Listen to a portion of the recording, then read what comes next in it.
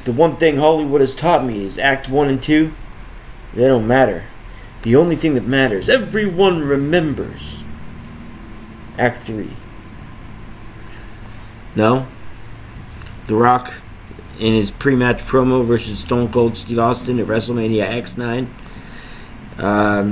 This pay-per-view is probably one of the most rewatchable events in history. It's probably one of the best pay-per-views ever. Pound for pound, this could be the greatest card ever on one wrestling show for the WWE. I know the NWA had some good starcades in the 80s, but I think this show, pound for pound, is up there with any other show you could. WrestleMania X7 is a good comparable, but WrestleMania X7 just had more of a magical vibe, like the whole My Way theme, and just it was in the Attitude Era. It's different. It's a different beast. WrestleMania X9 has better work rate, better matches, and could be a better card. But is it a better event? That's where the question lies. As a reviewer, I rate them differently. I think they're very close. I think WrestleMania 17 is the better show.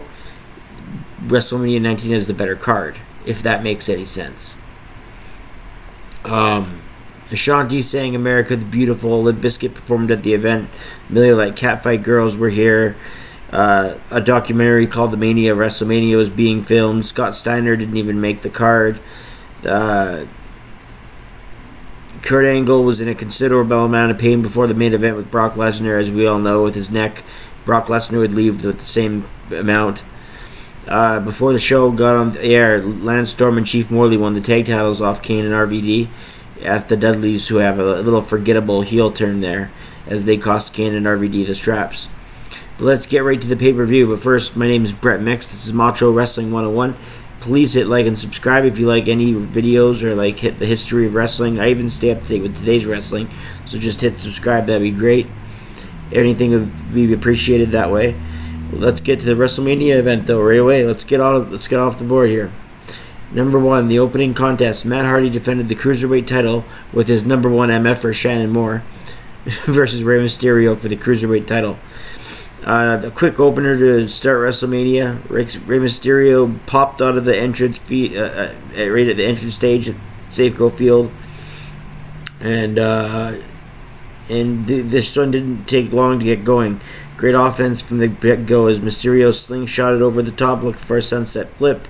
Shannon Moore kicked at Rey on the outside as Rey went on the outside and inside to begin the match. Matt choked out Rey over the top rope. Then Shannon Moore did it any chance he could get. He tried to interfere. I love the insight of Taz on commentary saying that Matt Hardy cut out banana juice to stay underweight.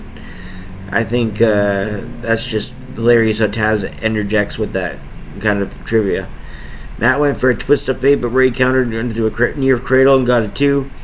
Matt caught Rey out of the corner and he dropped Rey with a side effect. Awesome wrestling to begin. A snap more, and then Seattle took over chanting for Rey. Matt Hardy charged at Rey, but he moved to hit the post. Rey Mysterio slingshotted into Matt Hardy. And then Matt got caught up in the drop toe hold. Shannon Moore on the edge blocked it. Hardy hits the twist of 8, but Mysterio kicks out. Matt is in shock. Cole cannot believe that anyone would kick out of the side effect. Matt Hardy then hit a backslide from the top rope to Mysterio. Matt then got it countered into a Hurricane Rana by Rey. Shannon is knocked off the apron in the process. Rey drop kicks Matt to the ropes, and then he hits the 619. Rey then goes for the West Coast pop. It was ducked. Rey set himself over the ropes, and Matt used his body weight to maintain the leverage on top of Rey. In the end, Matt retained the Cruiserweight title at 5:39 when he used the ropes in that position to get the 3 count.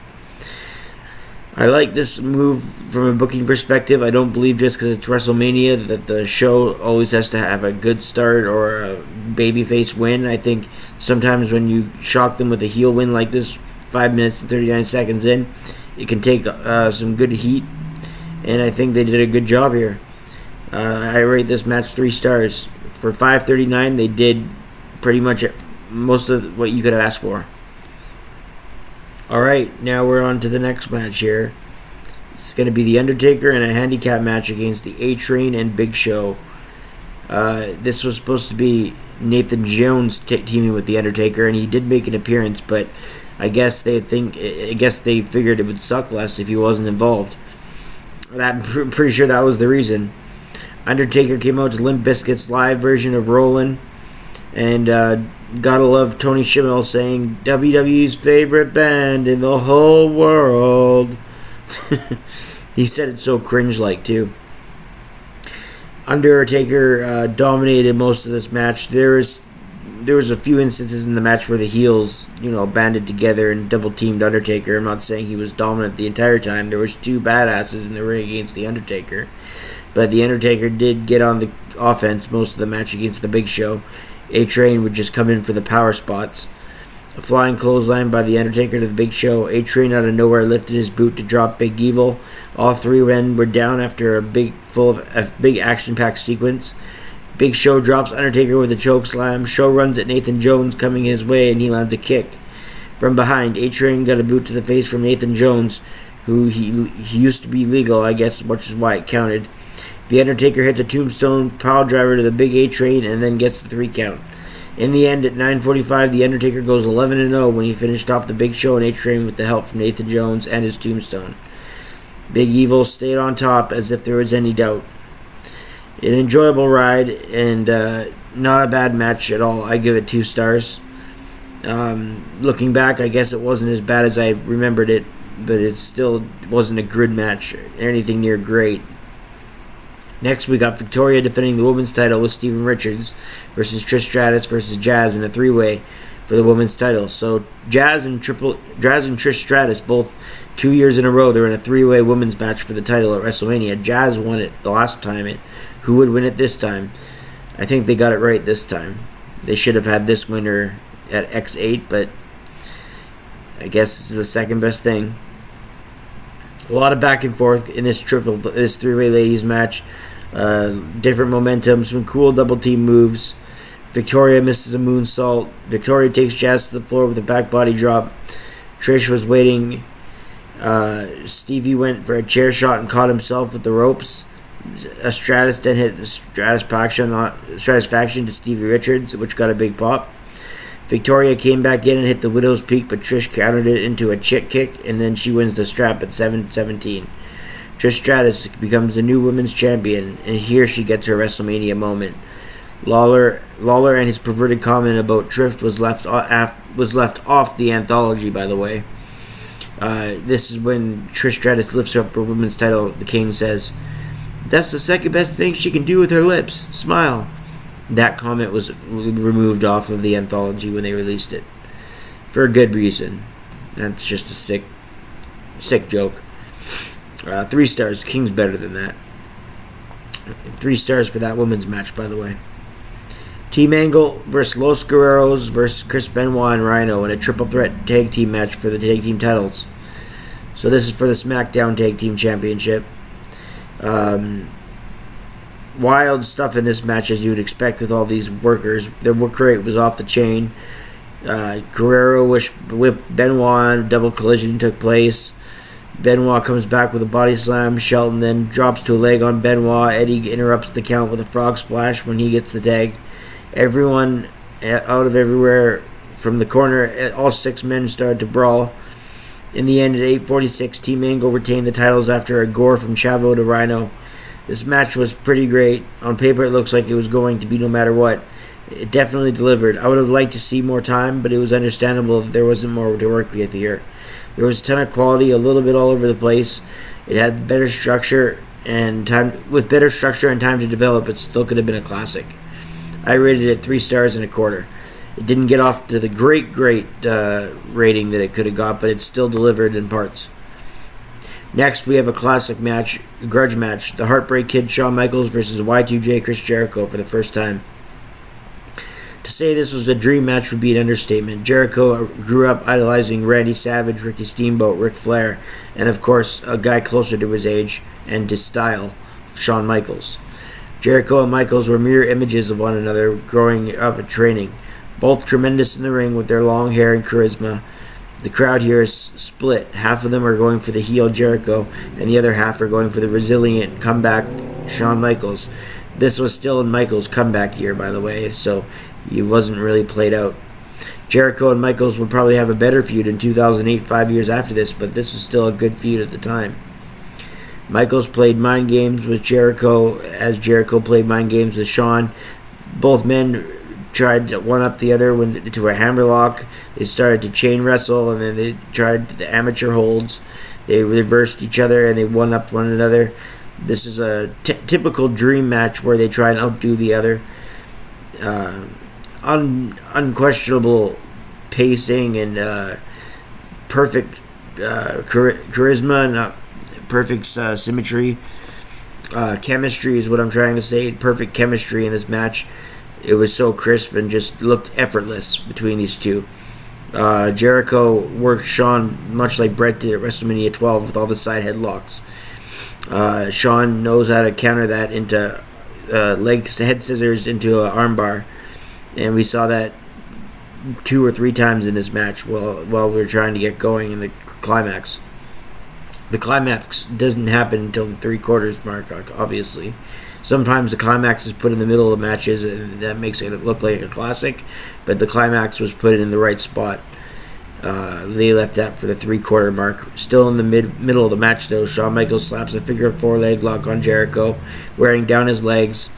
Michaels didn't want to take Jericho's aerial offense out. Michaels set the formation of another leg lock to torque the injured leg, but Jericho, with his good leg, kicked Shawn directly into the ring post. Chris Jericho threw Shawn over the top rope, but he skinned the cat. Michaels was done. He sprung over himself over to the top rope, onto Jericho, onto the floor. Unbelievable stuff. Hard right hands by Jericho to Michaels on the floor. All of a sudden, Michaels went for a drop kick on the outside, but Jericho slapped on the walls of Jericho on the floor. Michaels got to rope, and he got out of that as he stood up by the apron. Jericho is argued about if this is his prime or not. Jericho applies a backbreaker to the already injured back of Michaels once he gets back in the ring. Brilliant psychology by Jericho. He yells, "Come on, baby," as he puts a reverse chinlock on Michaels. Seattle gets behind the showstopper chanting HBK. HBK. A standing switch from Jericho to Michaels as he hits a Northern Light suplex. The strength of Michaels to kick out is very resilient. Leaps and bounds. Shawn hit a chop off the ropes. Shawn Michaels and Jericho are going into the climax here. They're bouncing off the ropes, hitting signature moves, and getting near falls, both men. Shawn backed up Jericho, and then Jericho put the walls on HBK out of nowhere after the catapult went wrong. And then Michaels hit a roll-up on Jericho, and he still kicked out. Jericho with more forward arm shots to the back.